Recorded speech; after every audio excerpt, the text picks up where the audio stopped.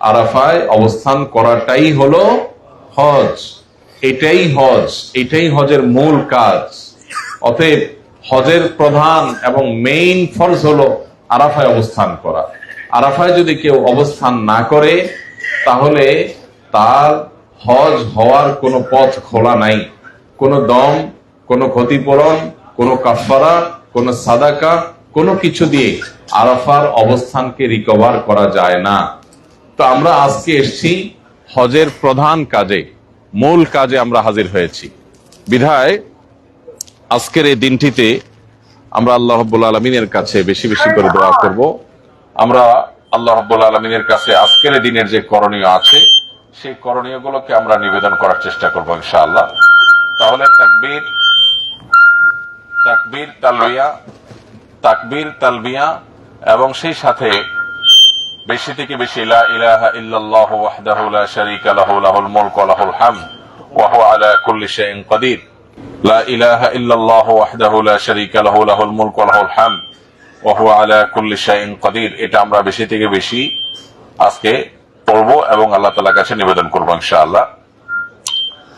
আর জোহরের নামাজের পর, জোহর আসরের নামাজের পর ইনশাআল্লাহ সূর্য ডোবা পর্যন্ত আমরা টানা দোয়ার মধ্যে মাশগুল থাকবো ইনশাআল্লাহ। জোহরের নামাজের পর, আসরের নামাজের পর ইনশাআল্লাহ আমরা আল্লাহ যদি তৌফিক দান করে দোয়ার আদব সম্পর্কে কিছু কথা বলেই আমরা দোয়াতে মাশগুল হয়ে যাব। মোহতারাম হাজিরিন, দোয়া কবুলের জন্য উপযোগিতা তৈরি করা দরকার। এই উপযোগিতার মধ্যে অন্যতম উপযোগিতা হলো যে আমরা আল্লাহর কাছে তওবায়ে নাসুহা করা দরকার, খাঁটি অন্তরে তওবা করা দরকার। আমরা আল্লাহ রাব্বুল আলামিনের কাছে নিজেকে নিবেদন করা দরকার যে আল্লাহ, আমি পরিবর্তন হতে এসেছি, আমি চেঞ্জ হতে এসেছি, আমাকে তুমি পরিবর্তন করে দাও, আমাকে তুমি চেঞ্জ করে দাও। তো আমরা আল্লাহ রাব্বুল আলামিনের কাছে সেভাবে নিজেকে নিবেদন করার জন্য মানসিকভাবে প্রস্তুতি নিব। আমরা অসংখ্য অজস্র গুনাহ এবং পাপাচারে কম বেশি জড়িত। আমাদের গুনাহের সমুদ্রে আমরা হাবুডুবু খাচ্ছি। আমাদের সব দিক থেকে আমরা আষ্টে পৃষ্ঠে শয়তান আমাদেরকে বেঁধে ফেলেছে। ইবলিসের শয়তানি এবং আষ্টে পৃষ্ঠে বেঁধে ফেলার কারণে আমরা আল্লাহ রাব্বুল আলামিনের রহমত থেকে বহুগুণ দূরে সরে আছি। আমাদের কাজ হবে আজ নিজের সে সমস্ত বোঝাপড়াগুলো পরিষ্কার করা, আল্লাহ রাব্বুল আলামিনের সাথে আমাদের সম্পর্ককে পুনর্নির্মাণ করার জন্য চেষ্টা করা। আমাদের গায়রুল্লাহ, আল্লাহ ছাড়া আমাদের সম্পদ, আমাদের পদ মর্যাদা, আমাদের নাম যশ খ্যাতি, সামাজিক অবস্থান ইত্যাদি ইত্যাদির মোহ, এগুলো আমাদেরকে আষ্টে পৃষ্ঠে বেঁধে ফেলেছে। এজন্য আমরা বেশি বেশি করে তাকবীর পাঠ করে আল্লাহু আকবার, আল্লাহু আকবার, আল্লাহ সবচেয়ে বড়, আল্লাহ সবচেয়ে মহান, লা ইলাহা ইল্লাল্লাহ, তিনি ছাড়া কোনো উপাস্য নাই, যার জন্য আমি জান ফেদা করব, যার জন্য আমি জীবন উৎসর্গ করব, যার জন্য আমি সব উজাড় করব, যার কথায় আমার জীবনের সবকিছু পরিচালিত হবে, যার জন্য আমার জীবন মরণ সবকিছু নিবেদিত হবে, তিনি আল্লাহ ছাড়া কেউ নয়। তিনি একমাত্র উপাস্য, আর উপাসনা, দাসত্ব, গোলামি, বন্দিগি, ইবাদত অন্য কারোর জন্য নয়। লা ইলাহা ইল্লাল্লাহ, আল্লাহু আকবার, আল্লাহু আকবার, আল্লাহ মহান, আল্লাহ মহান, আল্লাহ সবচেয়ে বড় এবং তিনি ছাড়া কোনো উপাস্য নাই, কোনো মাবুদ নাই, ইবাদতের উপযুক্ত কেউ নাই। ওয়াহদাহু লা শারীকা লাহ, তিনি এক, তার কোনো শরীক নাই, তার কোনো অংশীদার নাই, কোনো পার্টনার নাই। লাহুল মুলক, রাজত্ব তার, ওয়া লাহুল হামদ, প্রশংসা তার, ওয়া হুয়া আলা কুল্লি শাইইন কাদির, আর তিনি সবকিছু করতে সক্ষম।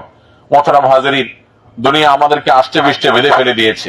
নবী করিম সাল্লাল্লাহু আলাইহি সাল্লাম দোয়া করতেন আল্লাহর কাছে, ওয়ালা তাজআলিদ দুনিয়া আকবার হাম্মিনা ওয়ালা মাবলাগা ইলমিনা, আল্লাহ, দুনিয়া যেন আমার সবচেয়ে বড় মাথা ব্যথার, সবচেয়ে বড় পেরেশানির কারণ না হয়, আমার সবচেয়ে বড় টেনশন যেন দুনিয়াকে নিয়ে না হয়, দুনিয়াকে ঘিরে যেন না হয়। আজ আমাদের জীবনটা এমন হয়ে গেছে, আমাদের সমগ্র জীবনটা যেন আমরা দুনিয়ার জন্যই উৎসর্গ করেছি। সকাল থেকে রাত, দিন কিংবা রাত, সারা সপ্তাহ, সারা মাস, সারা বছর আমরা পাগলের মতো ছুটে বেড়াই।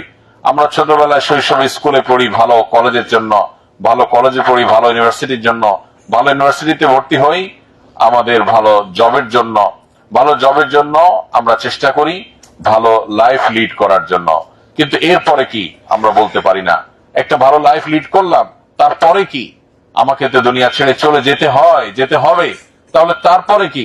এর পরের জন্য আর কোনো প্রিপারেশন থাকে না। আমাদের সিকুয়েন্সটা এসে একটা পর্যায়ে এসে থেমে যায়। আমরা সেই শৈশব থেকে শুরু করি আমাদের উপরে ওঠার যাত্রা, কিন্তু সেটা আমাদের কেরিয়ার নামক এক অদৃশ্য ফিতনা, অদৃশ্য এক আপনার বাউন্ডারি, এখানে এসে আমরা থেমে যাই। এরপরে আর শয়তান আমাদেরকে ভাবতে দেয় না। এই জন্যই নবী সাল্লাল্লাহু আলাইহি ওয়াসাল্লাম দোয়া করেছেন, ওয়ালা তাজআলিদ দুনিয়া আকবার হাম্মিনা ওয়ালা মাবলাগা ইলমিনা। আল্লাহ, আমার সবচেয়ে বড় হেডেক যেন আমার দুনিয়া না হয়। আমার ছেলে, আমার মেয়ে, আমার বিয়ে শাদী, আমার ক্যারিয়ার, আমার সামাজিক মর্যাদা, আমার দুনিয়ার বিভিন্ন প্রাপ্তি চাওয়া, এগুলো যেন আমাদের সবচেয়ে বড় হেডেকের বিষয় না হয়। তার মানে আমার সবচেয়ে বড় হেডেকের বিষয় হবে আমি জান্নাতে যেতে পারছি কিনা, আমার আল্লাহ আমার উপর সন্তুষ্ট আছেন কিনা। মোহতারাম হাজিরিন, শয়তান আমাদের সবচেয়ে বড় শত্রু। এই শত্রু আমাদেরকে দুনিয়া থেকে, জান্নাত থেকে যখন আমরা দুনিয়াতে আসছি, সে আমাদেরকে ভুলিয়ে রেখেছে, সে আমাদেরকে ভুলিয়ে দিয়েছে, সে আমাদের আসল গন্তব্য সম্পর্কে ভুলিয়ে রেখেছে। অথচ এই বাস্তবতা অস্বীকার পৃথিবীর কোনো পাগলও করবে না যে আমাদের জীবনের গন্তব্য আমাদের শুধুমাত্র কেরিয়ার পর্যন্ত না, কেরিয়ারের পরেও আমাদের লাইফ আছে। আমরা যদি শুধুমাত্র এই মৃত্যু পর্যন্ত যে সামগ্রিক জীবনটা আছে, এই জীবনটার জন্যই সবকিছু করি, তাহলে অনন্তকাল মহাকালের যে যাত্রার পর আর আমরা কেউ রিটার্ন করছি না, করব না। আজ দুনিয়ার সব ধ্বংস হয়ে গেলেও মানুষ ধ্বংসাবশেষ থেকেও তার মূল উদ্ধার করার চেষ্টা করে, উদ্ধার করতে পারে। সেখানে আল্লাহ রাব্বুল আলামিন আমাদেরকে সৃষ্টি করার পর কোরআনের পাতায় পাতায় আল্লাহ বলেছেন যে তোমরা যখন মাটির সাথে মিশে যাবে, তোমরা মরে যখন পচে গলে মাটির সাথে একাকার হয়ে যাবে, তখনও আল্লাহ তাআলা তোমাদেরকে একত্র করতে পারবেন। আজকে আমরা ডিএনএ টেস্টের কথা জানি, আজকে আমরা বৃহৎ বৈজ্ঞানিক গবেষণার কথা জানি যে মানুষ যদি ধ্বংস হয়ে যায়, কোন বিমান যদি একেবারে পুড়ে ছাই হয়ে যায়, ব্ল্যাক বাক্স থেকে তার সব হিস্ট্রি উদ্ধার করা যায়। ঠিক একইভাবে ব্ল্যাক বাক্স থেকে যেভাবে সবকিছু উদ্ধার করা যায়, শয়তান আমাদেরকে ভুলিয়ে রেখেছে। ভাইরে, শয়তান আমাদেরকে ভুলিয়ে রেখেছে। সে আমাদের সামনে দেখিয়েছে, একের পর এক মূলা ঝুলিয়েছে। আমাদের সামনে প্রথম মূলা ঝুলিয়েছে, ভালো একটা স্কুলে চান্স পেতে হবে। আমরা পাগল হয়ে গেছি, মা বাপ অস্থির হয়ে গেছেন সন্তানের একটা ভালো স্কুলের জন্য, শিক্ষা প্রতিষ্ঠানের জন্য। এরপরে সেটা যদি আমরা অ্যাচিভ করতে পারি, তারপরে আরেকটা মূলা ঝুলিয়েছে কলেজের জন্য, ভালো কলেজের চান্সের জন্য, সেটা হলে আরেকটা মূলা। এভাবে করতে করতে আমাদের জীবনকে সে এমন একটা অবস্থায় নিয়ে গেছে যে আমাদের যে অনন্তকালের যাত্রা, আল্লাহ রাব্বুল আলামিনের সামনে উপস্থিত হওয়ার যে একটা বিষয়, সেই জিনিসটাকে সম্পূর্ণরূপে ভুলিয়ে রেখেছে। আমরা শয়তানকে পরাভূত করার জন্য আমাদের জীবনে যদি একটি মাত্র চান্স আসে, সেটা আজকের দিন। আমাদের জীবনে যদি সারা জীবনের মধ্যে যদি একটি বার চান্স আসে শয়তানকে পরাভূত করার, সেই দিনটা হলো আজকের দিন। কিন্তু এটার জন্য প্রয়োজন হলো নিজের উপলব্ধিকে জাগ্রত করা, আল্লাহর সামনে মনোজগৎকে সেভাবে প্রস্তুত করা। আমরা দুনিয়ার সমুদ্রে ডুবন্ত, সেখান থেকে উঠে আমরা আরাফাতে এসেছি। আমরা আবার যদি সেই সমুদ্রে ঝাঁপ দেই, তাহলে আমরা যেই লাউ সেই কদু হয়ে যাব। এই জন্য আজ আল্লাহর কাছে সবচেয়ে বড় চাওয়া হবে, আল্লাহ যেন আমাদের জীবনটাকে পরিবর্তন করে দেন। জীবনের প্রকৃতি, জীবনের আসল মাহাত্ম্য, জীবনের আসল মর্মকে যেন আল্লাহ আমাদেরকে, আপনাকে, আমাকে বোঝার, উপলব্ধি করার তৌফিক দান করেন। ভাইরা আমার, আল্লাহ রাব্বুল আলামিনের কাছে শুকরিয়া আদায়ের পাশাপাশি দোয়া নিবেদন করা, নিজের জীবনের মর্মকে উপলব্ধি করা, জীবনটাকে পরিবর্তন করার সংকল্প করা, এটার চেষ্টা করা দরকার। ভাই, জীবনের বড় একটা অংশ আমরা পার করে ফেলেছি। আমরা এখানে যারা আছি, ছোট শিশুদেরকে হজের জন্য এখন অনুমতি দেওয়া হয় না গত বছর, এবছর থেকে নিয়ে। তো এখন এখানে কোনো ছোট শিশু নাই। আমরা বেশিরভাগ মানুষই আমাদের জীবনের ক্রিম টাইম পার করে ফেলেছি, অথবা জীবনের ক্রিম টাইম পার করতে যাচ্ছি। আমাদের জীবনের মূল্যবান অংশগুলো আমরা ধ্বংস করে ফেলেছি ক্যারিয়ারের জন্য, ধ্বংস করে ফেলেছি দুনিয়ার জন্য। এই মিথ্যা মায়াজাল, এই মিথ্যা মরিচিকা আমাদেরকে পাগল পরা করে দিয়েছে। ভাইরে, দুনিয়ার হাকিকতকে আমাদের বোঝার সুযোগটা দেয় নাই। শয়তান আমাদেরকে একের পর এক চমকের মধ্যে রেখেছে, একের পর এক মূলা ঝুলিয়ে রেখেছে, আমাদেরকে ভুলিয়ে রেখেছে। গোটা কোরআন জুড়ে আল্লাহ তাআলা আমাদেরকে বারবার সতর্ক করেছেন, নবী রাসূলগণ বারবার সতর্ক করেছেন, আমাদেরকে রিমাইন্ড করে দিয়েছেন আমরা যেন ফিরে আসি আপন নিরে, আমরা যেন গন্তব্যের দিকে যাই। আজ সেই সময়, আসুন আমরা আল্লাহর দিকে ফিরে যাওয়ার সিদ্ধান্ত নেই। আমি সিদ্ধান্ত নিচ্ছি, আমি আল্লাহকে বলছি, আল্লাহ, আমি তোমার দিকে ফিরে আসার জন্য সিদ্ধান্ত নিয়েছি। কিন্তু আমি পারছি না, শয়তান আমাকে টেনে ধরছে, ইবলিস আমাকে টেনে ধরছে, আমার চিরশত্রু সে আমাকে জাহান্নামে নেয়ার জন্য হাজারো রশি দিয়ে আমাকে বেঁধে রেখেছে। আল্লাহ এই অদৃশ্য রশির বাঁধন তুমি খুলে দাও, তুমি আমাকে মুক্ত করো, তুমি আমাকে জান্নাতের পথে নিয়ে যাও। আল্লাহর কাছে আজ এই আকুতি পাগলের মতো পেশ করার সুযোগ আমাদের হয়েছে। ভাইরা আমার, এই সুযোগ জীবনে আবারও পাবো, আবারও আল্লাহ আমাকে সেই তৌফিক দিবে, সেই গ্যারান্টি আমাদের নাই।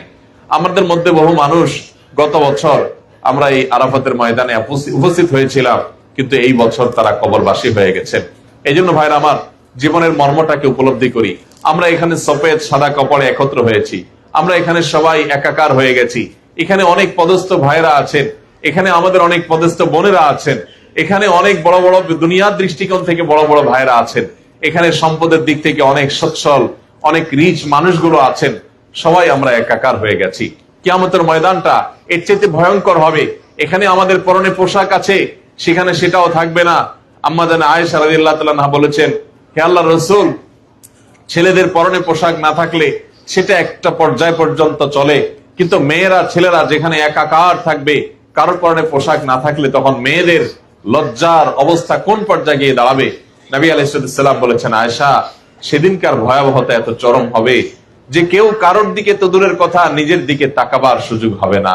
কেউ নিজের পরনে কিছু আছে কিনা সেই সেন্সটুকু তার থাকবে না। কোথায় কার কি আছে, কে যাচ্ছে কে আসছে সেটা দেখবে না। আল্লাহ বলেছেন, ইয়াউমা ইয়াফিরুল মারউ মিন আখিহি ওয়া উম্মিহি ওয়া আবিহি ওয়া সাহিবাতিহি ওয়া বানি। সেদিন মানুষ নিজের ভাইকে দেখে পলায়ন করবে, নিজের বাবাকে দেখে, মাকে দেখে। যে মা বাবার একটু শব্দটা সহ্য করে নাই, মা বাবার একটু কষ্ট সহ্য করে নাই, যে ভাই বোনকে ছাড়া একটি রাত একটি দিন কাটাতে পারতো না, একটি মুহূর্ত কাটাতে পারতো না। কিয়ামতের ভয়াবহতা এত চরম হবে যে সবাই একে অপরকে দেখে পলায়ন পর হবে। কেন না জানি আমার সে প্রিয়জন আজকে কোনো আমার কাছ থেকে আমল চেয়ে বসে, আমার কাছ থেকে কোনো সওয়াব চেয়ে বসে, আমার কাছ থেকে কোনো সুপারিশ চেয়ে বসে, আমার কষ্টে করা আমল যেটা দিয়ে আমি জাহান্নাম থেকে মুক্তি চাইবো সেটা না জানে সে চেয়ে বসে। এই জন্য সবাই যার যার জান বাঁচানোর চেষ্টা করবে। সমাজে ভাইরা, আরাফাতের ময়দান আমাদের সেই আখিরাতের কথা কিছুটা হলেও স্মরণ করিয়ে দেয়।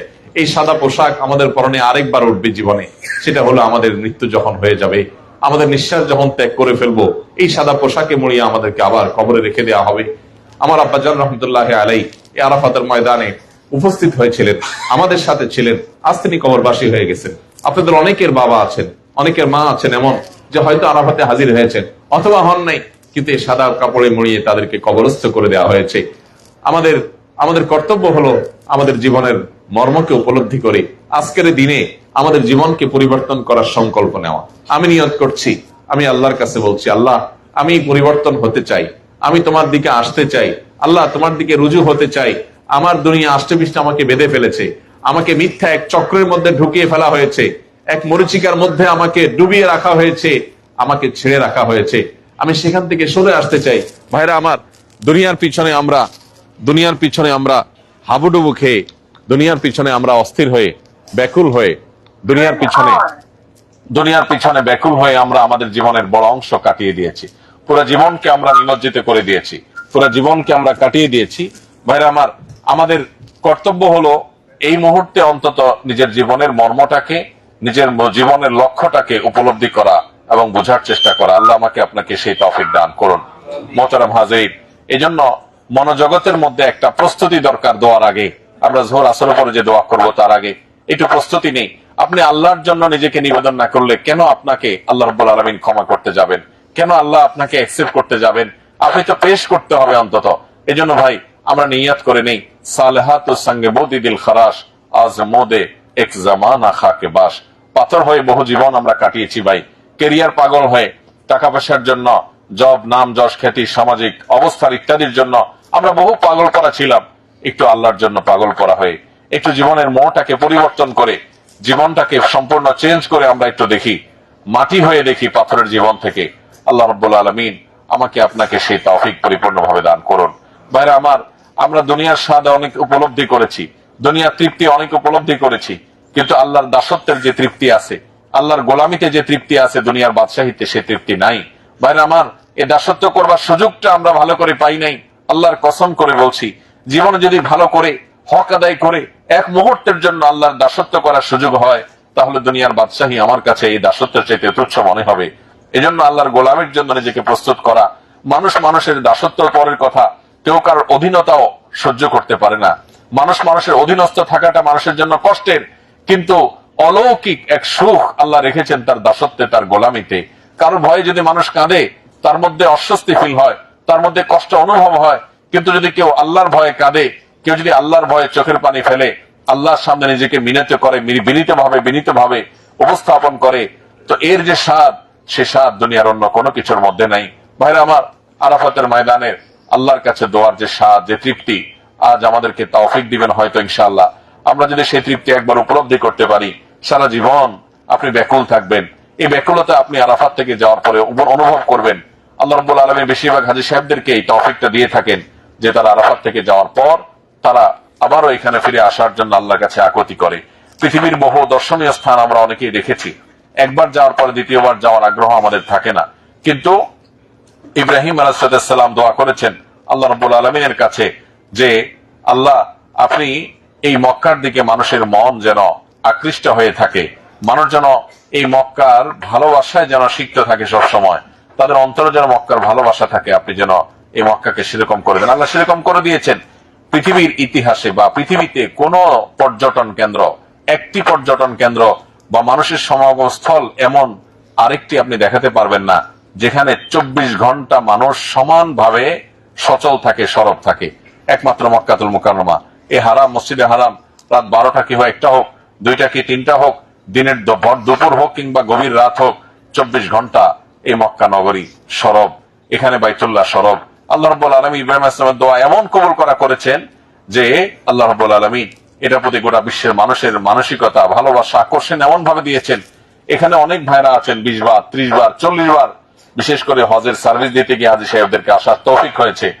প্রথমবার আসার পর এরপরে আর আসতে চাই নাই বা ভালো লাগে নাই, এমন মানুষ পৃথিবীতে পাওয়া বড় কঠিন হবে, বড় জটিল হবে। বরং যিনি একবার এসছেন তিনি পরের বার আসার জন্য পাগল পড়া থাকেন, ব্যাকুল থাকেন। এই জন্য ভাইরা, আজকের দিনের মাহাত্ম্যটাকে আমরা বোঝার চেষ্টা করি, উপলব্ধি করার চেষ্টা করি।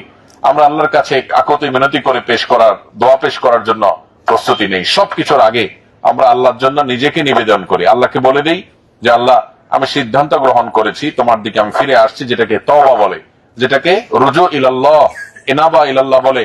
আল্লাহ বলেছেন আনিবু ইলাল্লাহ, তোমরা আল্লাহর দিকে ফিরে আসো। আল্লাহ বলেছেন আলাম ইয়ানি লিল্লাযিনা আমানু আন তাখশা কুলুবুহুম লিযিকরিল্লাহ, যারা আল্লাহর প্রতি ঈমান এনেছে তাদের কি জীবনে এখনো সময় হয় নাই যে তারা আল্লাহর দিকে ধাবিত হবে, তারা আল্লাহর ভয়ে অন্তরটাকে বিগলিত করবে? এই সময়টা এখনো আসে নাই। ভাইরা আমার, শয়তান আমাদের জানের শত্রু, আমাদের জীবনের শত্রু। কোরআনের পাতায় পাতায় শয়তানকে আল্লাহ শত্রু হিসেবে চিহ্নিত করেছেন। শয়তান আমাদেরকে নানাভাবে পরিচিত করে আজকের দিনটিকে বরবাদ করার জন্য আমাদেরকে মোবাইলে, স্মার্টফোনে, ফেসবুকে, ইউটিউবে, গল্প গুজবে, বিভিন্ন কিছুতে আমাদেরকে সে ব্যস্ত রাখার চেষ্টা করবে। আমরা সংগ্রাম চালাবো, আমরা শয়তানের বিরুদ্ধে সংগ্রাম চালাবো। আল্লাহর কাছে দোয়া করে সামর্থ্য চেয়ে নিব যেন আজকে আমরা আমাদের সেই দোয়াগুলো নিবেদন করতে পারি যেগুলো আল্লাহ কবুল করবেন ইনশাআল্লাহ। ভাইরা আমার, এই জন্য আমরা নিজেকে জীবনের পরিবর্তন করার, আরাফাতের ময়দান হোক আমাদের জীবনের ফিঙ্গারপ্রিন্ট, এটা হোক আমাদের জীবনের চেঞ্জিং পয়েন্ট, এটা হোক আমাদের জীবনের টার্নিং পয়েন্ট। এখান থেকে আমরা নিয়ত করে নেই যে ভাইরা, যে গুনাহের সাথে জড়িত আছি, বহু মানুষ আমরা বহু নাফরমানের সাথে জড়িত আছি। ভাইরা আমার, আল্লাহর নাফরমানিতে তৃপ্তি আছে, সন্দেহ নেই। আপনি কোন গুনাহ করে কোন স্বাদ পাচ্ছেন হয়তোবা, কিন্তু আল্লাহ রাব্বুল আলামিনের দিকে ফিরে আসার, গুনাহ ছেড়ে ফিরে আসার যে তৃপ্তি আছে, গুনার মধ্যে সেই তৃপ্তি নাই। এখানে অনেক আল্লাহর বান্দা আছেন, এই তাবতে বহু ভাইরা আছেন, আমাদের বোনরা অনেকেই আছেন যারা জীবনে বহু কিছু আল্লাহর জন্য ত্যাগ করেছেন। ভাইরে, আল্লাহর কাছে জান্নাতের মতো এরকম মহা নেয়ামত চাইবেন। সবচেয়ে ছোট জান্নাতীকে গোটা পৃথিবীর চাইতে 10 গুণ বড় জান্নাত দেয়া হবে। সবচেয়ে ছোট জান্নাতীকে, সে জান্নাতের নেয়ামত সম্পর্কে নবী আলাইহিস সালাম বলেছেন যে হাদিসে কুদসিতে আল্লাহ বলেছেন, আ'দাদতু লিইবাদিয়াস সালিহিন মা লা আইনুন রাআত ওয়া লা উযনুন সামিআত ওয়া লা খাতারা আলা কলবি বাশার। আল্লাহ বলেছেন, আমি আমার বান্দাদের জন্য এমন সব নেয়ামত আমি রেডি করে রেখেছি যা কোনো কান সেগুলোর বর্ণনা শুনে নেই, কোন চোখ সেগুলো দেখেনি, কোন অন্তর সেগুলোর কল্পনা করে নেই। দুনিয়ার আঙ্গুর, সেখানকার আঙ্গুর হবে যে তার একটা স্যাম্পল, যে স্যাম্পলের সাথে মূলের আসলে মৌলিক ভাবে বহু পার্থক্য আছে। জাস্ট আকারে হয়তো বা নামে হয়তো এক হতে পারে, এর নামের বাইরে সেগুলোর গুণগত পার্থক্য আসমান এবং জমিনের চাইতেও বেশি, মানুষের কল্পনারও অতীত আল্লাহ তাআলা সেই নিয়ামত রেখেছেন। আল্লাহর কাছে সেই জান্নাত আশা করব, অথচ আল্লাহর জন্য কোনো স্যাক্রিফাইস করব না, ভাইরা কিভাবে সম্ভব? এই জন্য আজ আল্লাহর কাছে আমরা কোরবানি পেশ করব, আজ আমরা কোরবানি দিব, আজ আমরা স্যাক্রিফাইস করব। আমার কোন কানেকশন যদি আল্লাহর অসন্তুষ্টির কারণ হয়, সেটাকে আমরা কাট করে দিব। আমাদের কোন হারাম রিলেশন থাকতে পারে, সেটাকে আমরা আল্লাহর জন্য কাট করে দিব। তাতে কেউ নারাজ হয়ে যায় যাক, কেউ সম্পর্ক নষ্ট হয়ে যায় যাক, কেউ আমাদের উপর অসন্তুষ্ট হয়ে যায় যাক, কেউ রুষ্ট হয়ে যায় যাক, আল্লাহর জন্য এতটুকু স্যাক্রিফাইস নিবেদন করে যদি আজকে আল্লাহর কাছে দোয়া করি, সেটা কবুল হওয়ার সম্ভাবনা অনেক জোরালো হবে। এই জন্য আমাদের দোয়ার আগে আসুন আমরা নিজেদেরকে একটু নতুন করে পরখ করি। আমাদের ল্যাকিংস এর জায়গাগুলো কোথায়, আমাদের ত্রুটির জায়গাগুলো কোথায়? অনেক ভাইরা হারাম উপার্জনের সাথে জড়িত আছেন, অনেক ভাইরা আছেন বহু গুনাহের সাথে জড়িত। আমি অনেক গুনাহের সাথে জড়িত আমার অজান্তে। আমরা এগুলো থেকে আল্লাহ রাব্বুল আলামিনের কাছে তওবা করে ফিরে আসার জন্য সংকল্প করা, প্রতিশ্রুতি দেওয়া আল্লাহকে, এটা হলো আজকে আমাদের দোয়াগুলোকে কবুল করানোর সবচেয়ে বড় মাধ্যম, সবচেয়ে বড় উপায়। এই জন্য ভাইরা আরাফাতের ময়দান থেকে আসুন আমাদের জীবনকে পরিবর্তন করি। অনেক ভাইরা আছেন যারা হারামের সংশ্লিষ্টে আছেন, হারামের সম্পর্ক আছে, ব্যবসা করেন, ব্যবসার ভিতরে অসাধুতা করেন। আল্লাহকে সন্তুষ্ট করার জন্য সাধুতার পেছনে ফিরে আসেন, সাধুতার দিকে, সৎ ব্যবসার দিকে ফিরে আসেন। এটা করতে গিয়ে ব্যবসা কমে যাবে, এটা করতে গিয়ে ব্যবসা থেমে যাবে, এটা করতে গিয়ে আপনার দৌড় অনেকটা কমে যাবে। যাক, এতটুকু স্যাক্রিফাইস আপনি করলে আল্লাহর কাছে জান্নাত আপনি আশা করতে পারেন। এই জন্য ভাই আল্লাহর কাছে সেগুলোকে আমরা নিবেদন করবো। আল্লাহ আমাদের সবাইকে তৌফিক দান করুন। ভাইরা আমার, আমরা এখানে যতক্ষণ আছি, এই শুধু এই সময়টুকু না, সারা জীবনটা আল্লাহর সামনে পরিপূর্ণ আব্দ এবং গোলাম হিসাবে নিবেদন করার চেষ্টা করব। আজকে আমরা যে সাদা মাঠা পোশাকে আসছি, এই সাদা মাঠা পোশাক থেকে আমরা সাদা মাঠা জীবন যাপন, আমরা আল্লাহর বান্দা হয়ে থাকার জন্য সংকল্প করা, নিয়ত করা দরকার। আল্লাহ আমাদেরকে সেরকম তওবায়ে নাসুহা বা খাঁটি তওবা করে যাওয়ার তৌফিক নসিব করুন। ভাইরা আমার, আজ আমরা পরস্পরের প্রতি সমস্ত হিংসা, বিদ্বেষ, শত্রুতা এগুলো ভুলে যাওয়ার দিন, এগুলো সব ভুলে যাওয়ার দিন, সব মাফ করার দিন। আমরা আল্লাহর বান্দাকে মাফ করে দিব, তাহলে আল্লাহ আমাকে মাফ করবেন। আমরা শিরক থেকে মুক্ত হব ইনশাআল্লাহ, আল্লাহ আমাদেরকে মাফ করবেন। আল্লাহর মাফ লাভের জন্য, ক্ষমা লাভের জন্য যত উপায় আছে, অসংখ্য উপায় আমরা অবলম্বন করব, যাতে কোনো না কোনো ভাবে আল্লাহর ক্ষমা আমরা পেয়ে যাই। আল্লাহ রাব্বুল আলামিন আমাদের সবাইকে সেই তৌফিক নসিব করুন।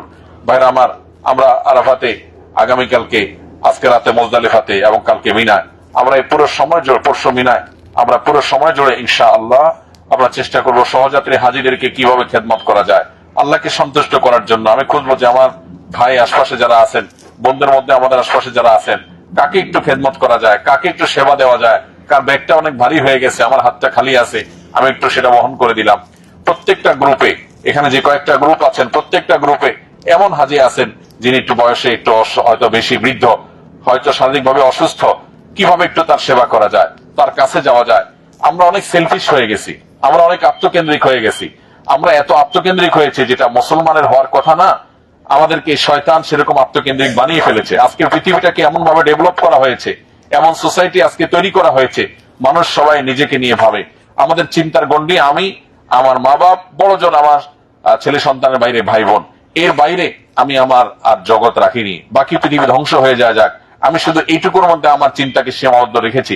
ইমানদার অনেক ব্রড হবে, ইমানদার অনেক প্রশস্ত হবে, সে তার চিন্তার গণ্ডিকে এর চাইতে অনেক প্রশস্ত দেখবে, অনেক বড় করে দেখবে। এই জন্য আমার সহযাত্রী হাজিকে আছেন, এমনকি আমার কাফেলার না, আমার গ্রুপের না, যদি সুযোগ হয়, যদি দরকার হয়, এরকম ভাইকে আমি হেল্পের জন্য এগিয়ে আসবো না, আমাদের সাথে হাজি না, আমি দেখবো না, অথবা আমার আপন কেউ না, আমি দেখবো না, এটা ইমানদারের সিফত না। এই জন্য ভাই, আমাদের সার্বিক নেকামলের পাশাপাশি মানুষের উপকার করা, পুরো হজ জুড়ে আমরা চেষ্টা করবো কিভাবে কারো উপকার করা যায়, কাকে এক গ্লাস পানি দেওয়া যায়, কাকে একটু তিনি হাঁটতে পারছেন না ধরে একটু ওয়াশরুমে নিয়ে যাওয়া যায়, কারো হুইল চেয়ারটা একটু ঠেলে দেওয়া যায়, কারো ব্যাগটা একটু কাঁধে নেওয়া যায়। আমরা এই চেষ্টাটা করতে থাকবো ইনশাআল্লাহ। আল্লাহ আমাদেরকে বেশি বেশি করার তৌফিক দান করুন। ভাইরা আমার, আমরা পুরো জীবনটাকে আল্লাহ রাব্বুল আলামিনের কাছে নিবেদন করার জন্য যা যা দরকার সেটা আজকে নিবেদন করব ইনশাআল্লাহ। জোহর এবং আসর আমরা এখানে নামাজ আদায় করব, এরপরে আমরা টানা দোয়া করতে থাকবো সূর্য ডোবা পর্যন্ত। সূর্য অস্ত হওয়ার পর ইনশাআল্লাহ আমরা আরাফাত ত্যাগ করব। আরাফাত ত্যাগ করে আমরা মুজদালিফায় যেয়ে আজকে আমাদের কাজ হবে মুজদালিফাতে রাত্রি যাপন করা। মুজদালিফায় রাত্রি যাপন করা ওয়াজিব। যদি মুজদালিফায় রাত্রি যাপন কেউ না করেন, তার জন্য দম দিতে হবে, আবশ্যক হবে। এজন্য মুজদালিফা আমাদেরকে রাত্রি যাপন করতে হবে। রাতের সামান্য অংশ যদি আমরা যাপন করতে পারি, কোনো কারণে এমন হলো আপনি বাসে গেছেন, জ্যামে পড়েছেন, এমনও হয়েছে গত বছরের আগের বছর এমন হয়েছে আমরা রাত 10টার সময় বাসে উঠেছি, রাত 3টার সময় তখনও মুজদালিফার বর্ডারে বাস ঢুকতে পারে নাই। তখন আমরা বাস থেকে নেমে গিয়ে হাঁটা শুরু করেছি এবং ফজরের নামাজের ওয়াক্ত হওয়ার মাত্র 15 মিনিট সম্ভবত আগে আমরা কোন রকম মুজদালিফার বর্ডারে ঢুকে মাগরিব এশা পড়েছি, আর তখন ফজরের আজান হয়ে গেছে। তো এই জন্য সামান্য মুহূর্তেও যদি মুজদালিফাতে অবস্থান করা যায় রাতের, তাতে ইনশাআল্লাহ রাত্রি যাপনের দায়িত্ব আদায় হয়ে যাবে। আমরা মুজদালিফাতে কোনো টাওয়ার সিস্টেম নাই, কোন এরকম আপনার ডিজাইন, এরকম সুন্দর ওয়েল প্ল্যান কোনো কিছু নাই, বরং সেখানে প্রচুর পরিমাণে লাল কার্পেট, মোটা কার্পেট রাখা আছে সরকারি ভাবে। এই কার্পেট গুলো যার যার মতো করে নিয়ে সেগুলোতে আমরা অবস্থান করবো ইনশাআল্লাহ। আমাদের বোনরা যারা আছেন, যাদের সাথে ফ্যামিলি আছে, ফ্যামিলিকে সাথে নিয়ে আমরা একটা কার্পেটে অবস্থান নেব ইনশাআল্লাহ। সেখানে সবাই খোলা আকাশের নিচে শুয়ে থাকেন, রাতে গরম থাকে না, ঘুমানোর মতো পরিবেশ থাকে আলহামদুলিল্লাহ। আমরা এখান থেকে বিকালে শুকনা খাবার কিছু পাবো, সেই স্যান্ডউইচ বা শুকনা কিছু খাবার সাথে নিয়ে নিব, বাস এটাই আমাদের রাতের খাবার। সেখানে আলাদা কোনো খাবার কারোর জন্যই সার্ভ করার কোনো সুযোগ নাই। তো ইনশাআল্লাহ আমরা মুজদালিফাতে রাত্রি যাপন করার পর আমরা আগামীকাল ভোরে, আল্লাহ যদি তৌফিক দান করেন, ফজরের ওয়াক্ত হওয়ার পর আউয়াল ওয়াক্তে আমরা নামাজ পড়বো। আর মুজদালিফায় গিয়ে আমরা মাগরিব এশা পড়বো। দেখুন, এখানে মাগরিবের ওয়াক্ত হবে কিন্তু নামাজ পড়া যাবে না। আপনি দেখবেন আশেপাশে কোন কোন হাজি নামাজ পড়তেছে, জামাতের সাথে অনেক হাজি নামাজ পড়তেছে, অথচ এটা নিষেধ। নবী করিম সাল্লাল্লাহু আলাইহি সাল্লামের সুন্নাহ এবং আদর্শ হলো আরাফাতের ময়দানে সূর্য ডুবার পর আমরা চলে যাব মুজদালিফায়। মুজদালিফায় গিয়ে যখন নামাজ পড়বো ততক্ষণে মাগরিবের ওয়াক্ত ডেফিনেটলি থাকবে না, তখন ওয়াক্ত যায় যাক। ইসলাম হলো মুহাম্মদ সাল্লাল্লাহু আলাইহি সাল্লামের ফলো করার নাম, অনুসরণ করার নাম। এটার একটা অন্যতম উদাহরণ হলো এই আমলটা। নামাজের ওয়াক্ত চলে যাচ্ছে যাক, মুহাম্মদ সাল্লাল্লাহু আলাইহি সাল্লাম যদি আল্লাহর পক্ষ থেকে ওহী প্রাপ্ত তো তিনি যদি বলে থাকেন যে মাগরিব এশা একসাথে পড়া, তিনি যদি করে থাকেন তো আমি সেটাই করব। এটাই হলো ইসলাম, আনুগত্য এবং ফলো করা আল্লাহর দূতকে, আল্লাহর রাসূলকে সাল্লাল্লাহু আলাইহি সাল্লাম। তো এই জন্য ভাই আমরা আরাফাতে গিয়ে প্রথম কাজ হবে ওযু না থাকলে ওযু করে আমরা প্রথমে মাগরিব, এক আজানে প্রথমে মাগরিব, এরপরে একামত দিয়ে আবার এশা, 2 জন 3 জন করে করে 5 জন 7 জন 10 জন করে করে ছোট ছোট জামাত হবে। সেখানে আমরা আসলে কেউই আর এরকম একতাবদ্ধ ভাবে সবাই থাকা হয়তো সম্ভব হবে না। হয়তো একই গ্রুপের হাজি 2 বাসে ভাগ হয়ে যেতে পারে, আর যদি একসাথে থাকা হয়তো আলহামদুলিল্লাহ। তো আমরা মাগরিব এশা পরে সেখানে পাথর বা কঙ্কর পাবো মুজদালিফাতে, কঙ্কর নিয়ে নিব। আমরা আগামীকালকের জন্য 7টা কঙ্কর আমরা নিয়ে নিব, 7টা কঙ্কর কালকে বড় জামারাতে মারবো। এরপরের 2 দিনের জন্য 21টা করে মোট 42টা কঙ্কর, আর 7টা সহ মোট 49টা কঙ্কর আমরা নিব। আর যদি কেউ 13ই জিলহজ মিনা থেকে যান তাহলে তিনি আরো 21টা প্লাস করে মোট 70টা কঙ্কর নিবেন। এই কঙ্কর গুলো কুড়ানোর পর আমাদের কাজ হবে, আমরা ড্রাই ফ্রুট যেটা সাথে নিব এটা খাওয়ার পর আমরা শুয়ে যাবো ইনশাআল্লাহ মুজদালিফাতে। আর কিছু না পাইলে নিজের এহরামের কাপড়টা বিছায়, এক্সট্রা এহরামের কাপড় যেটা আছে এটা বিছায় আমরা শুয়ে পড়বো ইনশাআল্লাহ। যদিও কার্পেট পাওয়া যাবে ইনশাআল্লাহ, কার্পেট যদি না পাওয়া যায় ইনকেস নেই, হতে পারে যে আমি দেরিতে গেছি, কার্পেট সব দখল হয়ে গেছে, কারো না কারো কার্পেটের কোনাকাঞ্চিতে কিছু একটা জায়গা বের করা যাবে, কার্টুন পাওয়া যাবে, খালি কার্টুন বিছিয়ে আপনি শুয়ে যেতে পারবেন। আমরা সরলতার সবচেয়ে শ্রেষ্ঠ উদাহরণ মুজদালিফাতে পাবো। আমির, ধনী, গরিব, সবাই একাকার, কারোর জন্য কোনো আলাদা সিস্টেম নাই, সবাইকে এক কাতারে আল্লাহ রাব্বুল আলামিন সেখানে শোয়ার এবং আমাদেরকে অবস্থান নির্দেশ করেছেন। মুজদালিফাতে রাত্রি যাপনের পর যদি কোনো অসুস্থ মানুষ থাকেন, বৃদ্ধ মানুষ থাকেন যিনি ভিড়ের মধ্যে চলতে পারবেন না, মহিলা মানুষ থাকেন অসুস্থ অপারগ ভিড়ের মধ্যে চলতে পারবেন না, তারা চাইলে মধ্যরাতের পর মুজদালিফা থেকে জামারাতে রওনা হতে পারবেন। শুধু তারা, তাদের সাথে যারা সহযোগী হিসেবে আছেন, একজন বৃদ্ধ মানুষের সাথে হুইল চেয়ার ঠেলার জন্য কেউ আছেন, একজন বৃদ্ধ রোগী আছেন, তার সাথে সহযোগী হিসেবে কেউ আছেন, তিনিও সাথে যেতে পারবেন। এটা মধ্যরাতের পর।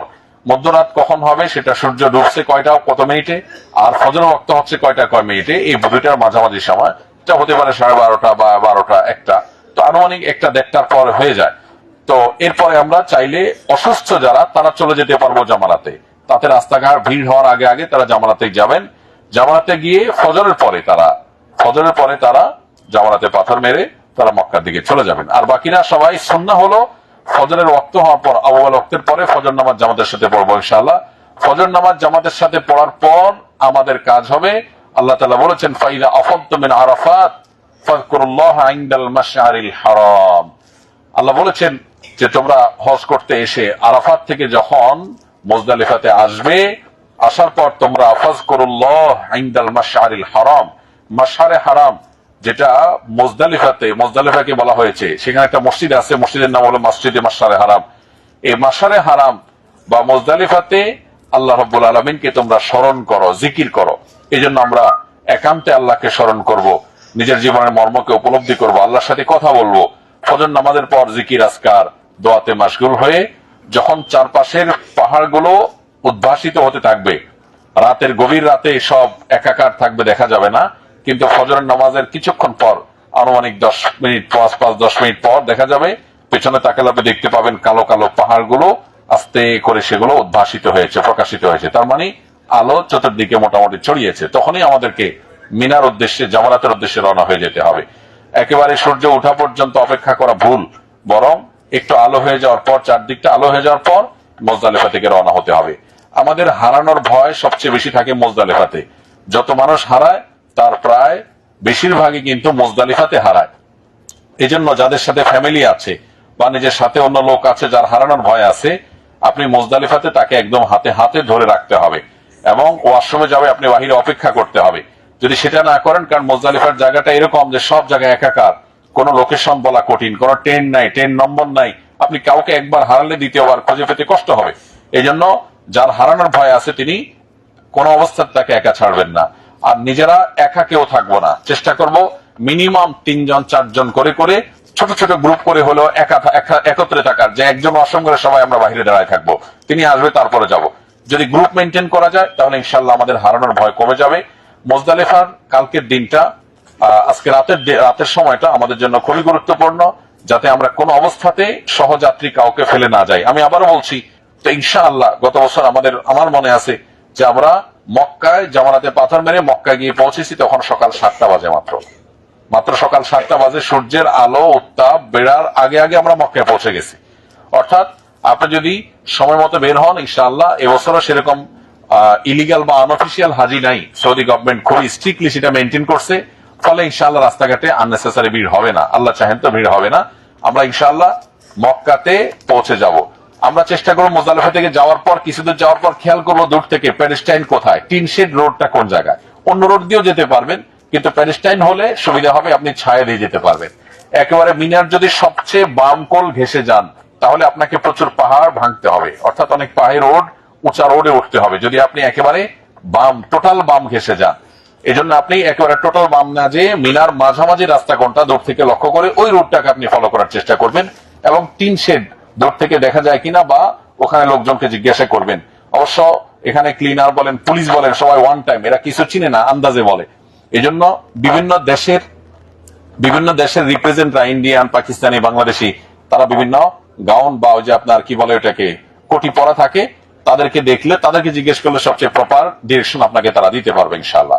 তো যাই হোক, আপনি টিনশেড রোডে যদি কোনোভাবে ঢুকে যেতে পারেন, ইনশাআল্লাহ নিশ্চিন্তে আপনি চোখ বন্ধ করে ডাইরেক্ট জামারাতে বের হবেন। যদিও সব রোডই জামারাতে যাবে, কিন্তু এটা একটু আরামের সাথে যাবে, মাথার উপরে ছায়া থাকবে, দুই পাশে ফ্যানের বাতাস থাকবে, এবং পথে পথে পানি সব রোডে কম বেশি থাকবে ইনশাআল্লাহ। পানির কোনো অভাব থাকে না। তারপর নিজের সাথে বোতলে অল্প একটু পানি হলেও রেখে দিব, কারণ ডিহাইড্রেশনে এখানে মানুষ অসুস্থ হয়, এখানে মানুষ মেজর অসুস্থতা হয় ডিহাইড্রেশনে। বিধায় পানি আমার সাথে অল্প একটু রাখবো, আর পথে পথে পানি আমি পাবো ইনশাআল্লাহ, ভয়ের কোনো কারণ নাই। যিনি অসুস্থ, চেষ্টা করবো কিভাবে তাকে একটু হাতে ধরে একটু সামনে এগিয়ে নিয়ে যায়। আল্লাহ আমাদেরকে তৌফিক দান করুন। ভাইরা আমার, এরপর ইনশাআল্লাহ আমরা জামারাতে পাথর মারার পর, বড় জামারাতে শুধু পাথর মারবো, আর কোনো কাজ নাই, সেখানে দোয়া নাই, কিছু নাই। তালবিয়া আমাদের চলতে থাকবে, তাকবীর আমাদের চলতে থাকবে। কতক্ষণ পর্যন্ত? জামারাতে পাথর মারার আগ পর্যন্ত। জামারাতে পাথর মারার আগ পর্যন্ত আমরা তালবিয়া তাকবীর চলতে থাকবে, কখনো তালবিয়া কখনো তাকবীর, এই দুইটা আমরা প্যারালালি বলতে থাকবো। জামারাতে পাথর মারতে গেছি, বিসমিল্লাহি আল্লাহু আকবার, আল্লাহু আকবার, আল্লাহু আকবার, 7টা কঙ্কর নিক্ষেপ করেছি, আমার জামারাতে পাথর মারার ডিউটি শেষ। কেউ যদি অসুস্থ হয়, মুজদালিফা থেকে জামারাতে যাওয়ার মতো ফিজিক্যাল কন্ডিশন না থাকে, তার পক্ষ থেকে অন্য কেউ পাথর মেরে দিতে পারবে, এর জন্য কোনো দম দিতে হবে না। কিন্তু মুজদালিফা থেকে মক্কায় যাওয়ার পথটা নট ইজি, সেক্ষেত্রে তাকে নিজস্ব ব্যবস্থাপনায় অনেক সময় অপেক্ষা করে টোরে কোনোভাবে পুলিশ বা অন্য কারোর হেল্প নিয়ে হয়তো তাকে মক্কায় পরে যেতে হবে।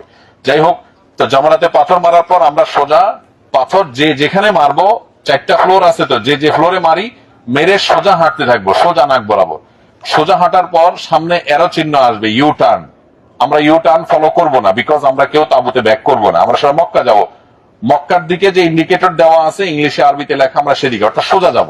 সোজা গেলে মক্কা। আপনি ইউটার্ন করার জন্য বামে বা ডানে মোড় নিবেন না, আপনি সোজা যাবেন। যদি উপরে থাকেন স্কেলটার হয়তো আপনাকে নিচে নামাবে, আর যদি মাঝে বা নিচে থাকেন তাহলে সোজা আপনাকে নিয়ে যাবে। সোজা যাওয়ার পর আপনি শুধু মক্কার সাইনবোর্ড, একটু পর সাইনবোর্ড আছে, কোনো টেনশন নাই, আপনি শুধু সাইনবোর্ড ফলো করবেন, আপনাকে মক্কার দিক নিয়ে যাবে। আনুমানিক মিনিট 5 থেকে 7-8 মিনিট হাঁটার পর আপনি বামে একটা রোডে প্যাডিস্টাইন বা ওই যে টিন শেড রোডের মাথা দেখতে পাবেন। বাস, আপনি মাথা ঢুকে গেছেন বা আপনি হারাও ঢুকে গেছেন, আর টেনশন নাই। এই মাথার এটা দিয়ে ঢুকলে, এটা শেষ মাথা দিয়ে বের হলে আপনি আবু জেহেলের বাড়ি এবং মারোয়া পাহাড় দেখতে পাবেন সোজা নাক বরাবর, কোনো পেরেশানি নাই। আর যদি কারোর ফিজিক্যাল কন্ডিশন এত খারাপ হয় যে হাঁটার অবস্থা নাই, তাহলে জামারাত থেকে নেমে যেই ইয়ের কথা বললাম, পেডিস্টানের কথা বললাম, ঠিক তার আগে বা ওই জায়গাতে গিয়ে হাতের বামে তাকালেই আজিজিয়া বিন দাউদ সুপার মার্কেট নাম করা, ওখানে জিজ্ঞাসা করলে যে কেউ দেখা দিবে। সেখান থেকে ট্যাক্সি ট্যাক্সি পাওয়ার সম্ভাবনা আছে, কিন্তু 100 রিয়ালে ভাড়া, 500 রিয়াল হবে, 1000 রিয়াল হবে, হয়তো ফুল ট্যাক্সি 1000 রিয়াল চাইবে, এবং তাও কতদূর যাইবে কতক্ষণে যাইবে বলা কঠিন, কিন্তু অসুস্থ হলে তাদের জন্য সেটা শেষ অবলম্বন। তো ইনশাল্লাহ কালকে আমরা এভাবে মুজদালিফার কাজ শেষ করব। মুজদালিফার কাজ শেষ করে মিনাত জামারাতের কাজ শেষ করার পরে আমাদের মাথা মুন্ডন করার ব্যাপার, এটা নিয়ে আমরা অনেকে পেরেশান আছি। কারণ এই বছর সবার হজের সবার কোরবানির টাকা যথাযথ নিয়মে সৌদি গভর্নমেন্টের কাছে নিয়ে নেওয়া হয়েছে। তারা তাদের মতো কোরবানি করবে 3 দিন ধরে। ফোকায়ে হানাফের মতে, হানাফি মাযহাব অনুসারে মাথা মুন্ডন করার আগে কোরবানি করার আগে মাথা মুন্ডন করা জায়েজ নাই, কিন্তু অন্যান্য ওলামাদের মতে জায়েজ আছে। আর এটা যেহেতু অপারেক সিচুয়েশন, দারুল করাচি সহ অন্যান্য জায়গার ফতোয়ায় স্পষ্ট করে ওলামায়ে কেরাম ফতোয়া দিয়েছেন, যেহেতু আপনার কোরবানির দায়িত্ব সৌদি সরকার নিয়েছে এবং সেটা তারা 3 দিন ধরে এই 15 লাখ মানুষের কোরবানি করতে থাকবে বাই রোটেশন।